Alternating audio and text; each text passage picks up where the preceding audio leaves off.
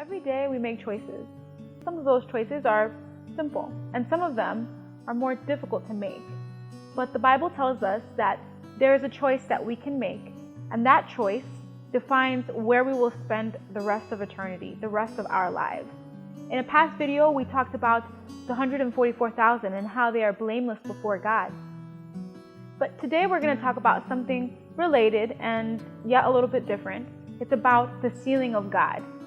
And when we think about God sealing His people, it's really a choice that we make, whether we want to be sealed of God or whether we don't. And often we don't think about it this way. We think of it as something that happens to us. But all along the way, the small decisions that we make lead to the big decisions that we make. And that is what really impacts our lives in a huge way. Revelation chapter 7 and verse 1 starts off telling us about a choice that the people of God make. It says, "After these things, I saw 4 angels standing at the 4 corners of the earth, holding the 4 winds of the earth, that the wind should not blow on the earth, on the sea, or on any tree." I know that as far as I can remember, I've heard people say that Jesus was coming back again soon. And seeing the things that are happening around me, I wonder when that's going to happen. I know that it's soon, but when? And how do I know that I'm in a safe place? Well, the Bible shows us that God is actually being merciful, and that's the reason for His delay. It says in verse 2, "Then I saw another angel ascending from the east, having the seal of the living God." And so here we see that an angel is getting ready to let go of the 4 winds of the earth, which are the catastrophic things that are about to come on the face of the earth, which I don't think that we really understand the magnitude of the events that are about to occur, because if we did, our lives would be very different. And so destruction is about to be taking over the world. Things are about to happen fairly quickly. And what does God do? Verse 2 tells us, "Then I saw another angel ascending from the east, having the seal of the living God, and he cried with a loud voice to the 4 angels to whom it was granted to harm the earth and the sea, saying, 'Do not harm the earth, the sea, or the trees, till we have sealed the servants of our God on their foreheads.'" In other words, what God is waiting for is for you and I to be ready to be sealed. So God is delaying His return simply because He's merciful. I read something that gave me a lot of hope, because I'm not perfect. And when I look at my life, the things I've done, the things that I'm capable of, it's easy to become discouraged. But listen to God's response to sinners, to people like us who long for heaven, who have a desire for spiritual things, but feel that we miss the mark so often. I know that as for myself, I've longed for peace, and I've longed for righteousness, for right standing with God, so much so that I was willing to do anything to receive that. But as we spoke in the last video, the peace that we desire is a gift, something that's imparted to us, not something that we work for. Yet here in this chapter, we see that we do have the responsibility to choose righteousness, to choose to have peace. And this is the encouraging reading that I found. It says, I saw 4 angels who had a work to do on the earth and were on their way to accomplish it. Jesus was clothed with priestly garments, because He's in the most holy place interceding for our very lives at this moment. He gazed in pity on the remnant, then raised His hands and with a voice of deep pity cried, "My blood, Father, my blood, my blood, my blood." Then I saw an exceeding bright light come from God, who sat upon the great white throne, and was shed all about Jesus.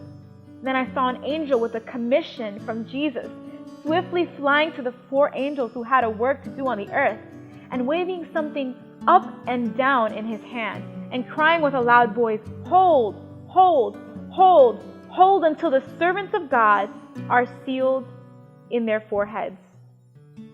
I asked my accompanying angel what the meaning of what I heard and what the 4 angels were about to do. He said to me that it was God that had restrained the powers, and that He gave His angels charge over the things on the earth, that the 4 angels had power from God to hold the 4 winds, and that they were about to let them go.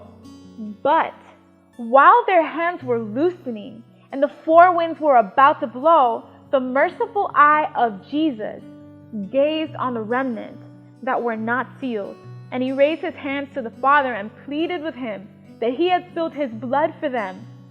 Then another angel was commissioned to fly swiftly to the four angels and bid them hold until the servants of God were sealed with the seal of the living God in their foreheads. Why the forehead? Why the sealing on the forehead? God is a God of relationship. He wants to impact our very thoughts, our decisions. And the 144,000 that we've been speaking of, those that are sealed of God, are wrapped up in the redemption story and what Jesus has done for them. And that's what makes a difference. That's why they live the lives that they do. That's why they make the choices that they do, because they've been thinking about Christ.